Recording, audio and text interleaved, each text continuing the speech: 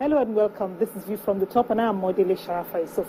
In many countries, there's what's been described as the governance gap, the space that is created when poor governing institutions and lack of clarity or consensus around global rules or norms exist. It is into this gap that business and civil society groups have been plunged, delivering services expected by society.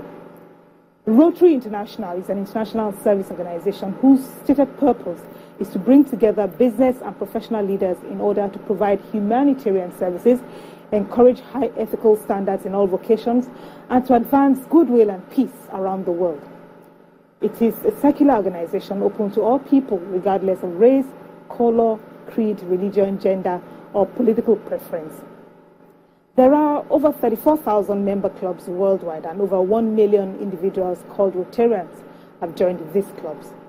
Retired broadcaster Mr. Bruce Ovbiagele has been a Rotarian since 1976.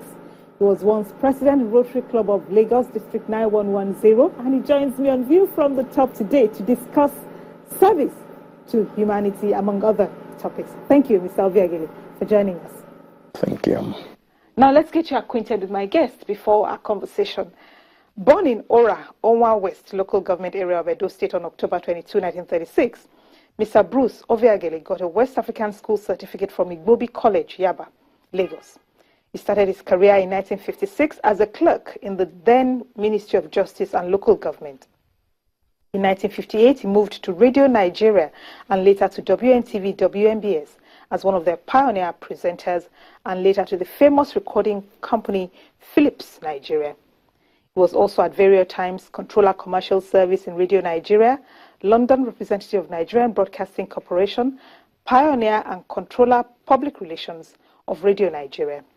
In 1980, he became Group Marketing Manager of outdoor advertising agency Afromedia, and later set up Broyon Nigeria, an advertising agency from where he retired in 2006. Mr. Ovbiagele is a fellow of the Advertising Practitioners Council of Nigeria and member Nigerian Institute of Public Relations. He was a recipient of Veteran Broadcasters Award by the Association of African Broadcasters, Africast. A Paul Harris Fellow, he was also former president, Rotary Club of Lagos, District 9110.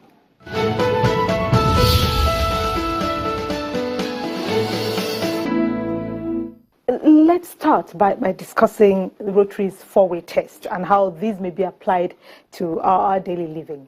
One important aspect of the four-way test, which I try to instill in people I meet, is the ethical part of it.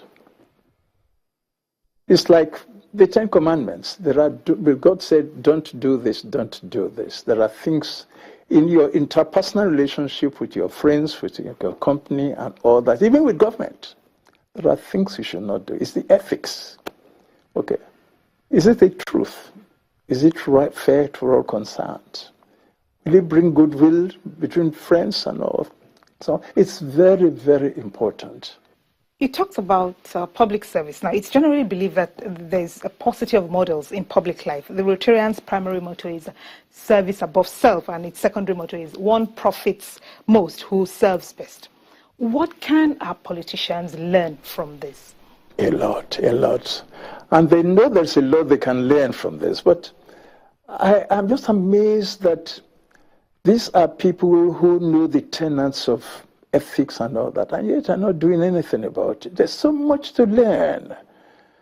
There is so much to learn. I mean, statute books have just made, but haven't made statute books. You have to follow the tenets of those books or the things they've said, but people are not following. Do you really reckon that they know, or, they probably just don't know? It's the environment. It is the environment. They were born and were raised in an environment in which it's so difficult to change. It's the environment. That is extremely important, and that is very influential in everything that they do, is the environment. Do tell me more about that. You come into a place and you want to clean up. Okay? You want to clean up a system or clean up a place. And in your effort in doing so, obstacles are brought in your way. They make it impossible for you to achieve your goals. So where do you go from there? I'm sorry to be personal.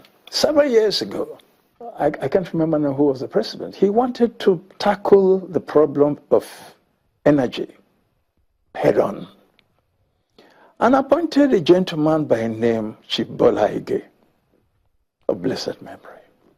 He came, if you know Ovbiagele, serious-minded person, came, he had done his own work, and he said, well, this is a simple job. Did. What happened to him? At every turn, he was frustrated. At every turn, to the extent, you know what happened to him at the end? Not only was he frustrated, they did not allow him to live on. So that's what I mean by environment. Very few people could be as well-meaning as Ovbiagele, who I knew was a very serious-minded fellow. Now let's go back to Rotary International.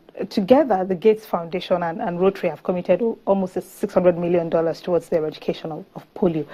The WHO and governments around the world have also done the same. But as of August 2016, Nigeria still had wild polio. What else can we do to defeat this virus that has been crippling children since the time of the ancient Egyptians? No, we have to step up advocacy. It's not the money now. We have so much money coming from everywhere. But advocacy was still lacking. There are still certain people in certain parts of the country who believed that these are things that you can't preach to them, that polio is what you are destined to be plagued with polio. So there's nothing you can do about it. God has ordained or destined that somebody should have polio. So what do you want to go against God's will? This is where advocacy. But again, now we need to go into the hinterlands, go into the interiors. It's not easy. It calls for a lot of money, but luckily money is no longer the constraint, but because everybody, every nation, every organization is chipping in. But we shall get there. I was only last night, I just said in the news that whereas 2-3 weeks ago there were 2 known cases of polio victims now, by yesterday it has risen to 3, you know. And again, I said to myself, this is Nigeria. By the time we are announcing 3, for all you know, it could be about 50. We probably are just playing it down. If we admit it's 3, yeah, you know, it could be as many as 50, it could be 100. So that's where we are. Beyond the lack of advocacy, what else could be responsible for our inability to eradicate this virus? Is corruption a factor, do you think? It's only one. Well, our standard of living, our way of life, the food we eat, medication, medical care, health care, these are all things that, not, it goes beyond corruption now, you know. If you look at the states, the part of the country where it is more endemic, you will find that the literacy level is extremely low. They can't boast of clean water to drink. Sanitation is bad, everything is bad. It all starts from there, not corruption. Corruption is only just one part of it, but let's go to the basics.